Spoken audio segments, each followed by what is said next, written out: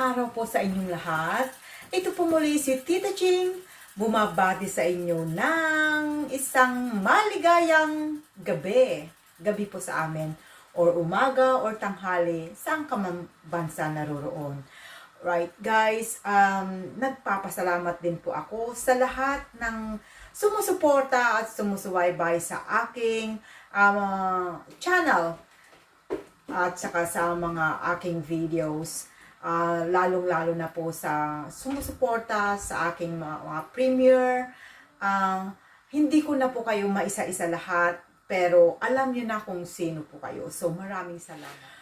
So ngayong gabi po ay gagawa po ako ng arroz caldo. Kasi masarap po kumain ng arroz caldo sa malamig na panahon. Nag-i-snow sa labas, kaya masarap kumain ng snow. At saka, ipapares ko po yung ginawa ko na tokwat baboy. Yan, masarap po yon. Kaya, ayan guys, samahan nyo po ako. Okay, so, i-prepare ko lang po yung ating mga ingredients. Pinapakuluan ko po yung aking chicken. Pinapakuluan ko po siya ng luya para mawala po yung lansa. Ayan. Ayan. Po ang ating mga revenues. Sana po okay lang po.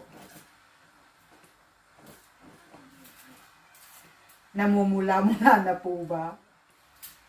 Rosy cheeks na ang ating mga revenues.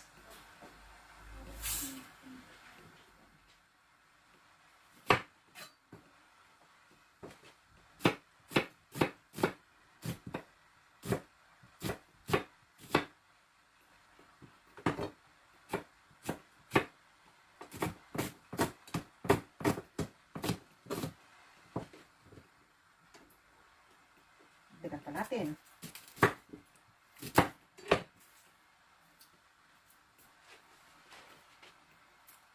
And kulong-kulong na yung ating chicken.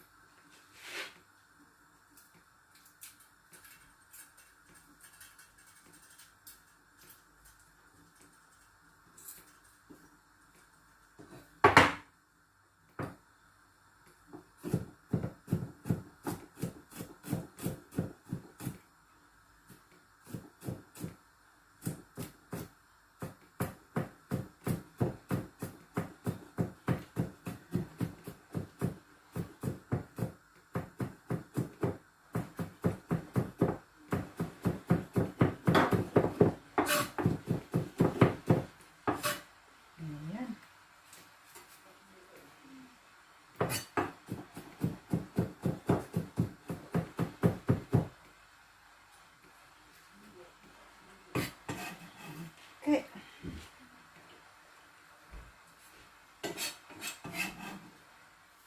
Okay, so mainit na po. Lagyan ko na po ng konting olive oil.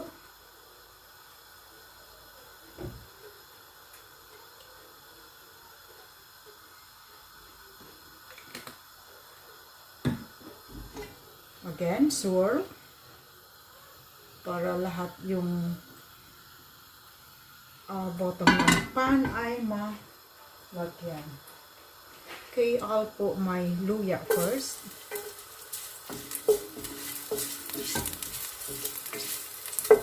Dapat mas maraming luya, pero wala na akong luya. Naubusan na pala ako. So, yan na lang natitira. But it's okay. Then, put ko na yung onions.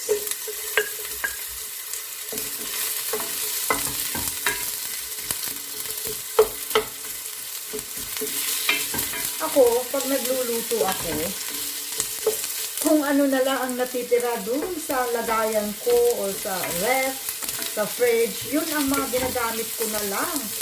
Kasi, wala nang time para mamili pa after work, diretso na sa bahay.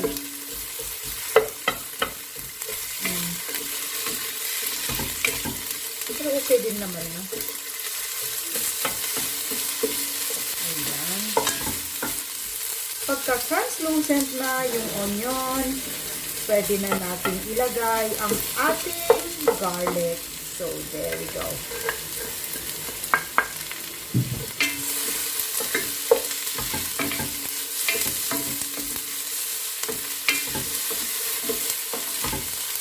Bango. Okay. So, after that, ilalagay ko na po yung aking hinimay-himay na breast chicken. Yan. Chicken breast na po ang ginagamit ko para wala nang buto. Kasi tulad ng sinabi ko kanina, masyadong masipag kumain ng mga anak ko pag may mga buto. Kaya iyan.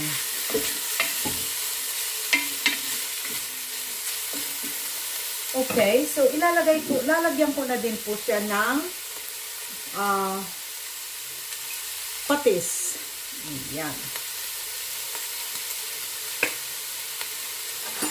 Initially, I will just put 2 tablespoons of patis. And then, i-adjust na lang po natin ang kanyang lasa according sa panlasa mo later on. Ayan.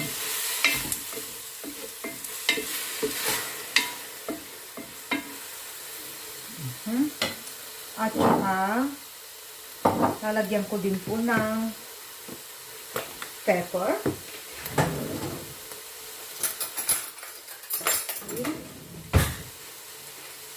I'll have 1/2 teaspoon ng pepper ang aking ilalagay. Oh, nahulog ang sakit. Okay, white pepper to guys. White pepper na very durog kasi yun ang available ko. Kaya kung ano sabi ko sa inyo, kung ano available na spices, yun ang ginagamit ko.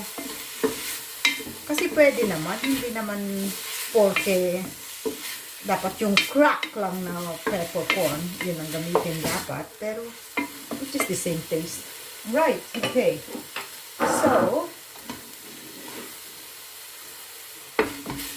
ang style ko ay ilalagay ko na rin yung, ito po yung aking, yung 2 cups po ito. Ang ginawa ko po is 1.5 cup of glutinous rice plus yung regular na rice lang po.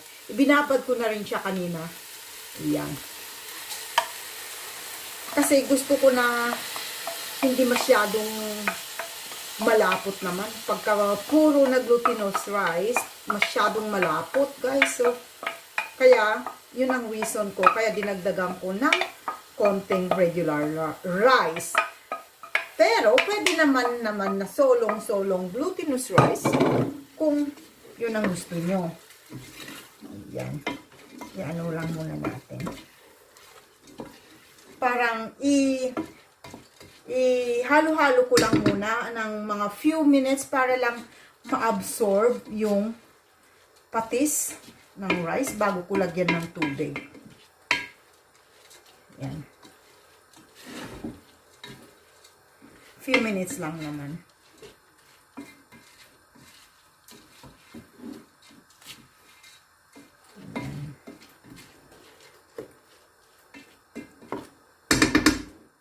Lagyan ko din na rin ng konting salt para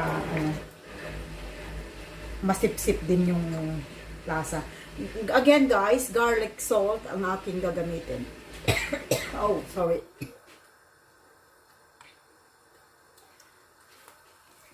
Ayaw lumabas ah. Yan. Kasi yung salt, ini-enhance niya talaga yung lasa. Alam ko na naglagay na tayo ng patis, pero iba pa rin pag may salt. Yan.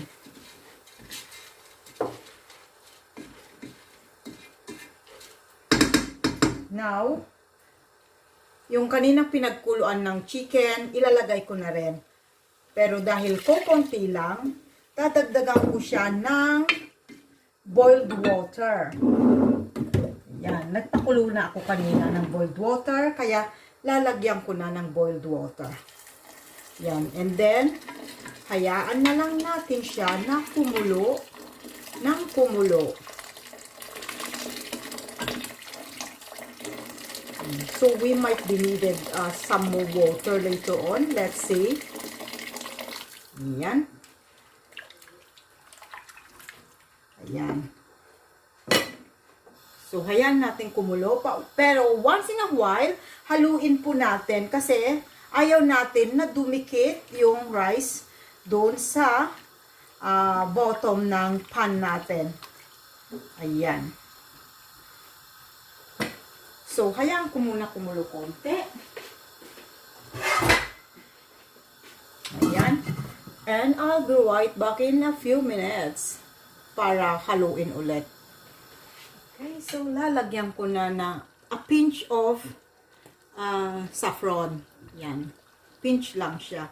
Napakamahal ang saffron dito, guys. Ewan ko ba? Ba't mahal sobrang mahal ang saffron? Okay.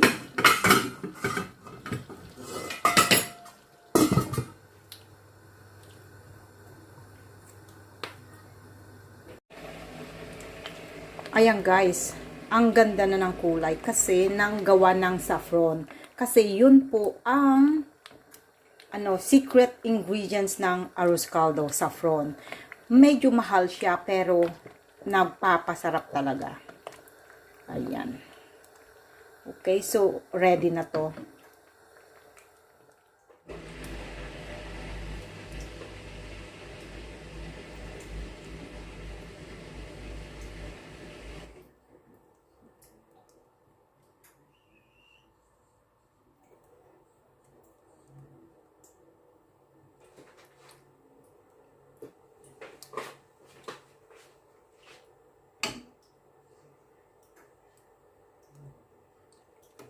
Ayan, so lalagyan po natin ng toppings na ito pa yung garlic, fried garlic. Masarap po yan. So, one topping of yan, egg.